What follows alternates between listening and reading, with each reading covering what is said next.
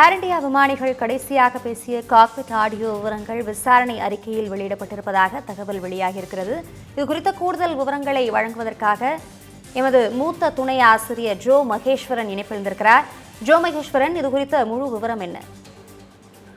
அபிராமி, கடந்த மாதம் 12ஆம் தேதி அகமதாபாத் சர்தார் வல்லபாய் பட்டேல் சர்வதேச விமான நிலையத்திலிருந்து லண்டனுக்கு நோக்கி புறப்பட்ட ஏர் இந்தியா விமானம் விபத்துக்குள்ளானது. அதுல பயணம் செய்த பயணிகள் உட்பட அது அருகில் இருக்கிற ஒரு மருத்துவக் கல்லூரி விடுதியில மோதி தீப்பிடித்து இருந்தது. அதுல 270 பேர் மொத்தமாக உயிரிழந்த சூழல்ல அதனுடைய கருப்பு பெட்டி பத்திரமாக மீட்கப்பட்டது. அந்த கருப்பு பெட்டியில மீட்கப்பட்ட தரவுகளின் அடிப்படையில ஒரு முதல் கட்ட அறிக்கையானது விமான விபத்து விசாரணை அமைப்பு வெளியிட்டிருக்கு. அதுல விமானிகளுடைய கடைசி நிமிட பேச்சு பதிவாயிருக்கு.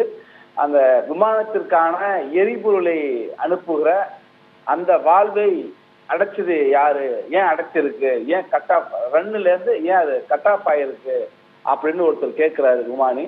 இன்னொரு விமானி இல்ல, நான் அதை செய்யல அப்படின்னு சொல்றாரு. இந்த குரல் பதிவு இப்ப வெளியாயிருக்கு.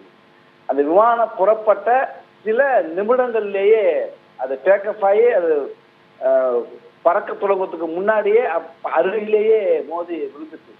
இந்த விபத்துக்கு உள்ளான அந்த போயிங் ட்ரீம் லைனர் 7878 இந்த விமானம் என்பது ரொம்ப அரிதா விபத்துக்கு உள்ளாக்கும் ஒன்றாக மிக மிக பாதுகாப்பு அம்சங்களோடு உருவாக்கப்பட்டதாக சொல்லாங்க. இந்த விமானியுடைய கடைசி பேசிய அந்த காக்பிட் ஆடியோ என்பது விசாரணை அறிக்கையில இப்ப வெளியாகி இருக்கிறது. அப்ப இந்த எரிபொருள் விநியோகத்தை எப்படி நிறுத்தப்பட்டது, ஏனென்றால் அது தானாகவே நிறுத்தப்பட்டதா ஒருத்தர் கேட்கிறாரு. ஏன்னா இந்த விமானத்தை இயக்கி இருவருமே பணி அனுபவங்கள் நிறைந்தவர்கள். அந்த கருப்பு பெட்டியில் இருக்கிற பதிவு விமான விபத்து விசாரணை அமைப்பு மற்றும் EAFR தரவுகள் என்ன சொல்லுது அப்படின்னாக்கா, இந்த எரிபொருள் நிறுத்தம் திடீரென்று அது நிறுத்தப்பட்டிருக்கு. அது திடீரென்று நிறுத்தப்பட்டு ஒருத்தர் இல்லைன்னு சொல்லிட்டாரு.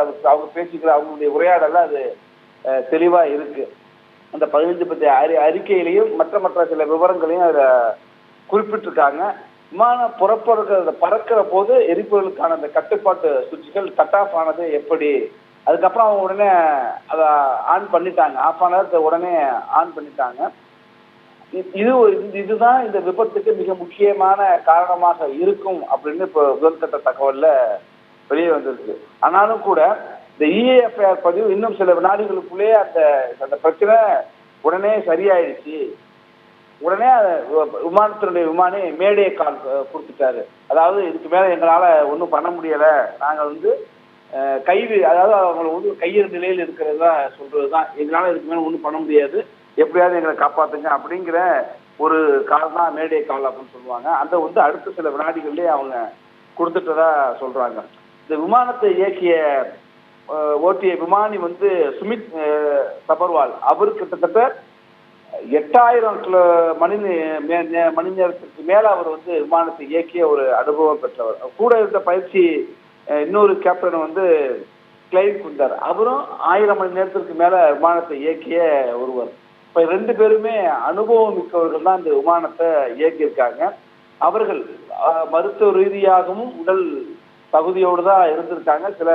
அவர்கள் அந்த போதிய அனுபவமும் இருக்கு, உடல் திறனோடு தான் அவர்கள் இந்த விமானத்தை இயக்க அன்னைக்கு சென்றிருக்காங்க அப்படிங்கிறதையும் பதிவாயிருக்கு. இதில் நாச வேலை எதுவும் காரணமாக இருக்குமா, ஏதாவது இந்த விபத்துக்கு ஒரு சதித்திட்டம் இருக்குமா என்கிற கோணத்திலையும் விசாரணை ஒரு பக்கம் நடந்துட்டு இருக்க சூழல்ல அதை பத்தின எந்த ஆதாரமும் தற்போது இல்லை என்றுதான் சொல்லியிருக்காங்க. ஆனாலும் கூட அந்த கோணத்திலும் விசாரணை ஒரு பக்கம் தொடர்ந்துகிட்டு இருக்கு. இப்ப வந்திருக்கிற இந்த முதல் கட்ட விசாரணையில இது விரிவான ஒரு விசாரணை அறிக்கை இன்னும் ஒரு 5-6 மாதத்துல கொடுக்க போறாங்க. இப்ப வந்திருக்கிற முதல் கட்ட அறிக்கை என்று பார்க்கிற போது இந்த எரிபொருள் செல்கின்ற அந்த வால்வுடைய சுவிட்ச் ஆஃப் செய்யப்பட்டதுதான், சுவிட்ச் ஆஃப் ஆயிருக்கு, அதைத்தான் விமானி கேட்கிறாரு அப்படிங்கிறது உறுதியா இருக்கு. அவருடைய குரல் பதிவுல அது உறுதியாயிருக்கு. அப்ப இதுதான் விபத்துக்கு மிக முக்கிய காரணமாக இருக்கும். அந்த எரிபொருள் சொல்ற அந்த வால்வு எப்படி அதை ஆஃப் ஆனிச்சு, அப்படிங்கிறது தான் இப்ப அடுத்த கேள்வியா இருக்கு. இது இந்த விமான விபத்து குறித்து இந்தியாவுடைய விமான விபத்து விசாரணை பிரிவு ஒரு பக்கம் விசாரணை நடத்திட்டு இருக்காங்க. இந்த போயிங் 787-8 ட்ரீம்லைனர் விமானம் என்பது அமெரிக்க நிறுவனத்துடைய விமானம். இப்ப இது நிறைய பாதுகாப்பு துறை சார்ந்து விமான படைகள் எல்லாம் நிறைய பயன்படுத்தப்படுகிற விமான தயாரிப்பு கொடுக்குற நிறுவனமாகவும் போயிங் இருக்கப்ப அந்த நிறுவனமும் ஒரு பக்கம் தனியாக விசாரணை மேற்கொண்டிருக்கிறது. அதுல இந்தியர்களுக்கு பிறகு அதிகமாக பிரிட்டனுடைய பயணிகள் அதிகமாக உயிரிழந்தார்கள். பிரிட்டன் ஒரு பக்கம் விசாரணையை நடத்திக்கிட்டு இருக்கு. அமெரிக்காவுடைய விமான போக்குவரத்து அமைப்பும் ஒரு பக்கம் விசாரணை நடத்திட்டு இருக்கிற சூழல்ல இப்போதைக்கு முதல் கட்ட விசாரணையில விமானத்தினுடைய எரிபொருள் சொல்கின்ற அந்த வால்வு ஆஃப் ஆனது, அடைக்கப்பட்டதுதான், நிறுத்தப்பட்டதுதான் பெரும் இந்த விபத்து நடந்திருக்கலாம் என்கிற முதல் கட்ட அறிக்கையில தெரிய வந்திருக்கிறது. அதுதான். உங்களுடைய முழு விவரங்களுக்கு நன்றி ஜோ மகேஸ்வரன்.